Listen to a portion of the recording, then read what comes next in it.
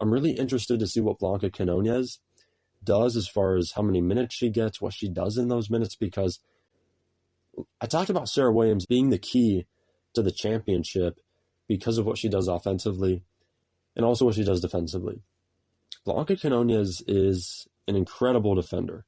She is somebody that has drawn comparisons to Tamika Catchings, an all-time great player. So defensively, we know, and she's played pro ball since she was 14. Like, she is so developed and she has honed her skills so well already, especially on the defensive end.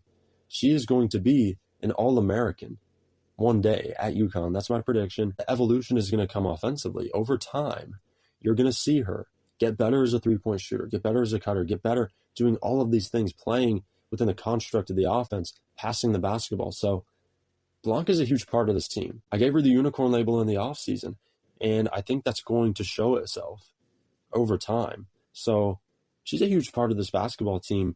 And again, UConn's #1 favorite to win the national championship, and possibility that they could go undefeated this season. Blanca Quinonez is going to be a big reason why.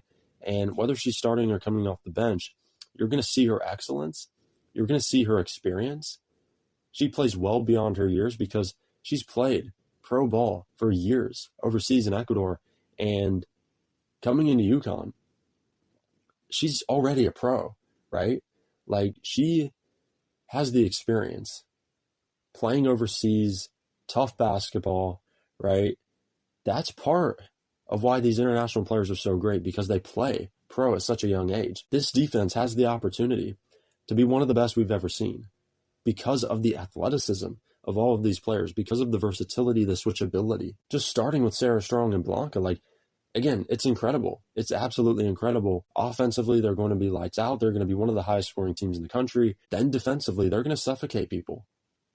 It's going to be so hard to score on this team, not just because of the paint presence of Janet Alalfi and Sarah Williams, but what's happening out top as well with the guards and with Sarah Strong and with Blanca, right? So incredible stuff. Like, I talked about the mastery of the Sarahs playing together defensively. This was an opportunity for me here today to talk about Blanca and Sarah on the floor at the same time. That's going to be crazy, right? So excited for the season. Again, just days away from the women's college basketball season, and it's going to be so exciting to see what happens, especially for UConn. That first game is against Louisville. I talked a little bit about that yesterday. They have a lot of games in the non-conference that are going to be huge for them in terms of experience. They're going to win them all, in my opinion, but Michigan, Ohio State, Florida State, these are opportunities for them to face good talent and get better. But I think they're going to win a lot of these games big. I see them beating Louisville by 20+. Ohio State's a good team. Michigan's a good team. But there's a huge disparity, even from 1 and 2, UConn and South Carolina. So I think we're looking at that as potentially the final again this season. And if that is the final again this season, I think UConn gets the win again because they're just more versatile, they're deeper, they're better overall. They're more explosive offensively. We saw that last season. All of that played itself out, and UConn is arguably better this season than they were last year. So that's going to be interesting to see. Texas and UCLA were the other teams that made the Final Four last year, and I feel like coming in to this season, it's likely that those 4 teams get back to the Final Four. But Texas and UCLA, they have to get better in so many areas, right? Offensively, UCLA was anemic against UConn. Texas just ran out of steam against South Carolina. Those teams having the experience of being in that moment, I think is going to help them coming in.